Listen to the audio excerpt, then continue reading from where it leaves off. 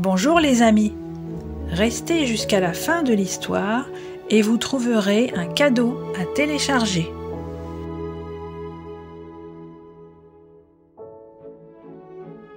Pierre le Nigaud. La trame de ce conte venu de Belgique est assez classique. Le mal-aimé de la fratrie, celui qui est pris pour un bêta, parvient à forcer son destin. Grâce à ses ressources intérieures et à sa débrouillardise, il quittera son milieu d'origine, deviendra un homme et trouvera l'amour et la fortune. Il était une fois une veuve qui avait 2 enfants. Elle aimait beaucoup sa fille, mais elle avait du mal à supporter son fils, qu'elle trouvait trop bête. « Pierre le Nigaud, tu n'es qu'un bon à rien », lui répétait-elle toute la journée. Pourtant, Pierre faisait tous les travaux de la maison, et en plus, il s'occupait des vaches. Un jour, il en eut assez et dit « Puisque personne ne m'aime ici, je m'en vais. »« C'est cela, va-t'en, » lui répond sa mère, « et je ne te donnerai qu'un marteau. » Pour tout bagage, Pierre partit donc avec un marteau en poche. Il marcha longtemps, et arriva devant un château. 3 jolies princesses étaient à la fenêtre. En le voyant, elles s'exclamèrent. « Bonjour, qui es-tu ? » ?»« Mon nom est Pierre le Nigaud, et je suis vacher, » répond Pierre. « Nous avons justement besoin d'un vacher, » dirent les jeunes filles.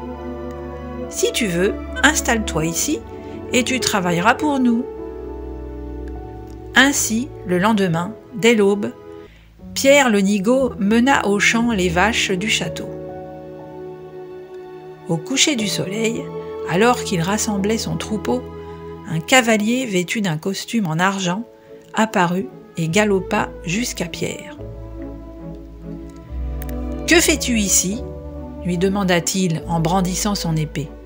« Cela ne te regarde pas » cria Pierre. Alors le cavalier pointa son épée sur lui. Vite, le vacher sortit son marteau de sa poche et bing, il assomma le cavalier. Puis, il prit sa veste d'argent et ramena les vaches au château. Les princesses l'accueillirent gaiement et l'invitèrent à dîner.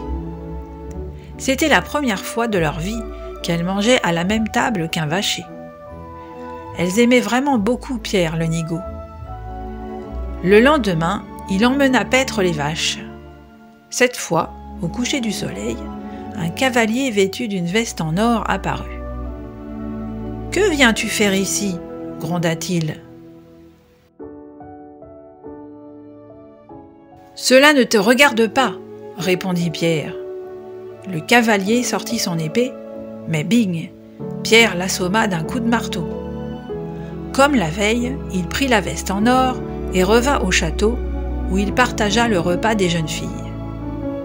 Le 3e jour, c'est un cavalier vêtu d'une veste en diamant qui arriva. Comme les autres, il menaça le vacher, mais celui-ci l'assomma avec son marteau. Pierre avait vu que ce cavalier sortait d'une grotte de la montagne. Aussi, curieux d'en savoir plus, il entra dans la grotte et trouva une petite porte qui n'avait ni clé ni serrure. Bing, bing, bing! Avec son marteau, il tapa sur la porte jusqu'à ce qu'elle s'ouvre. Alors, des milliers de pièces d'or et d'argent roulèrent à ses pieds. Tout heureux, le petit vacher remplit ses poches et quitta la grotte. Il se mit à danser dans les champs pour célébrer sa fortune et en oublia ses vaches, qui rentrèrent toutes seules au château. En les voyant arriver, les jeunes filles s'écrièrent « Oh, mon Dieu, notre Pierre est sûrement mort. Il n'aurait pas abandonné nos vaches. Nous ne le reverrons plus. » Et elles se mirent à pleurer. Peu après, on frappa à la porte. Elles ouvrirent et virent un beau seigneur vêtue d'un manteau tout brillant, qu'elles ne reconnurent pas. « Vous tombez mal, Seigneur, lui dirent-elles. Nous sommes tristes, car nous venons de perdre un ami. »« Ne soyez pas triste, dit-il en riant. C'est moi, Pierre le Nigaud. » Les jeunes filles lui sautèrent au cou, et Pierre leur conta son aventure. Puis ils dînèrent au château. Les princesses le trouvaient drôle et charmant. Au dessert, Pierre s'agenouilla devant la fille aînée et lui dit « Voudrais-tu m'épouser ? Je suis riche maintenant, et tu seras heureuse. »« Avec plaisir, dit la belle, et je t'aurais dit oui, même si tu étais restée pauvre. » Peu après, on célébra leur mariage et Pierre s'installa au château après y avoir rapporté le fabuleux trésor de la grotte. Il était très heureux avec sa jolie princesse, mais au bout d'un an, il eut envie de revoir sa famille. Il remit ses vieux habits de vacher et monta dans son carrosse avec sa femme. Une fois devant la maison de son enfance, il lui dit « Attends-moi ici, et si je ne reviens pas, viens demander asile pour la nuit. » Puis il alla frapper à la porte de son ancienne chaumière. En le voyant, sa mère et sa sœur s'écrièrent « Te voilà, feignant! Que viens-tu faire ici? Nous ne voulons plus te voir. »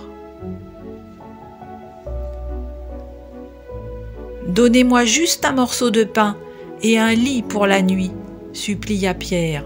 « Demain je m'en irai. »« Eh bien, ricana sa mère, si tu épluches cette montagne de pommes de terre, je te donnerai du pain sec et tu pourras dormir ici. » Pierre obéit et commença à travailler. Plus tard, on frappa de nouveau à la porte. « Puis-je passer la nuit dans votre maison ?» dit la femme de Pierre quand on lui ouvrit. « Bien sûr, belle dame, » répondirent la mère et la sœur de Pierre en faisant la révérence. Comme il était tard, tout le monde alla se coucher. Le lendemain, quand la mère de Pierre alla réveiller son fils, elle le trouva au lit avec la jolie princesse. « Malotru !» cria-t-elle. « Que fais-tu là ? Va-t'en donc !»« Je suis son mari, et ma place est dans son lit, » répondit Pierre.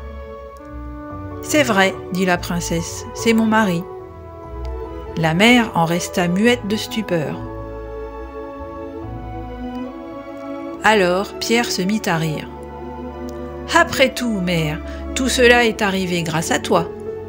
Si tu ne m'avais pas donné un marteau, je ne serais plus là aujourd'hui. Tu as beau être cruel, je ne suis plus fâché contre toi. » Pierre avait bon cœur. Il retourna au château avec sa bien-aimée, mais, avant de partir, il fit construire une jolie maison pour sa mère et sa sœur et leur donna assez d'argent pour qu'elles ne manquent de rien. Et, toute sa vie, il garda précieusement le marteau que lui avait donné sa mère. Fin de l'histoire.